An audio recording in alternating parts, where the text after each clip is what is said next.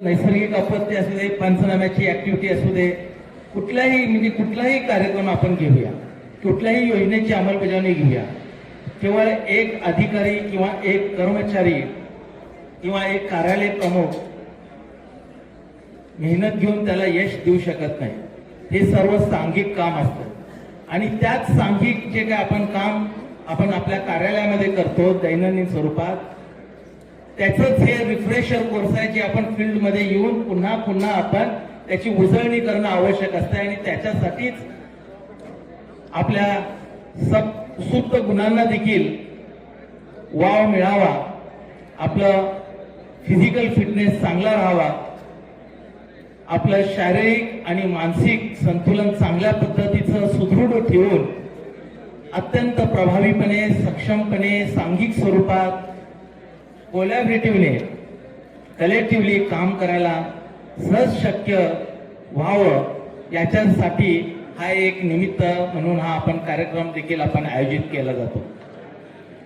ह्याच्या माध्यमातून परस्पर स्नेह, परस्पर कुठल्याही प्रकारची आकस किंवा द्वेष असं न ठेवता एक सांघिक स्वरूपाचे एक मैत्रीपूर्ण वातावरणामध्ये परस्परांना ओळखण्याचा देखील एक चांगला हा एक उपक्रम राहतो.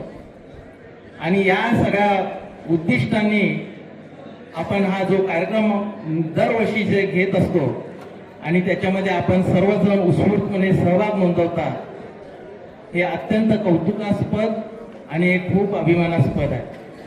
या वर्षीच्या विभागीय स्पर्धा ज्या आहेत ते यवतमाळमध्ये होऊ घातलेल्या आहेत.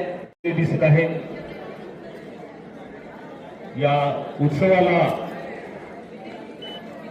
आपण जे नियोजन केलेलं आहे अतिशय उत्कृष्ट दर्जाचे आहे आणि हा संपूर्ण उत्सव उत्तमरित्या आपण पार पाडणार आहोत. यामध्ये विविध खेळ आहेत, क्रिकेट, व्हॉलीबॉल, ॲथलेटिक्स, या सर्व खेळांमध्ये भाग घेताना सर्वांनी आपापल्या प्रकृतीची देखील आपल्याला काळजी घ्यायची आहे आणि एक स्पोर्ट्समॅनशिप एक स्पिरिट या उत्सवादरम्यान निर्माण करायची आहे, जेणेकरून आपल्या बॉडी, माइंड हे सगळं हेल्दी ठेवून आपलं दैनंदिन कामकाज देखील आपल्याला सर्वांना उत्कृष्टरित्या पार पाडायचे आहे. तर बुलढाणा जिल्हा पोलीस दलाच्या वतीने आपल्या सर्वांना मी खूप खूप शुभेच्छा देतो. धन्यवाद. जय हिंद, जय महाराष्ट्र.